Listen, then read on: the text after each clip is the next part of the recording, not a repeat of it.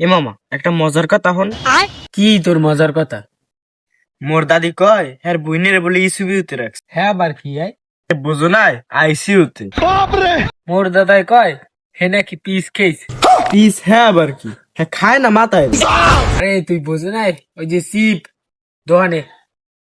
এ মামা মোর দাদিরটা তো শুনলেন। হ্যাঁ পর মোর দাদার তা শুনলেন, আমি নানা নানি বা দাদা দাদিতে কিছু কইবেন না?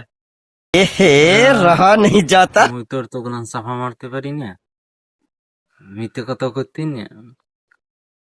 যাক, মোর দাদার তো যখন শুনতে চাইছো তখন মোর দাদাই বেনহেলি উঠে কয় কি জান, এ সোয়াক এ প্রেসিডেন্টটা লইয়া মামা প্রেসিডেন্ট হ্যাঁ আবার কি? প্রেসিডেন্ট কি বুঝো নাই?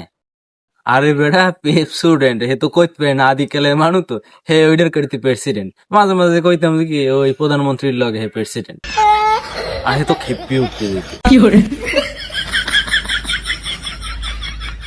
তারপরে উঠলো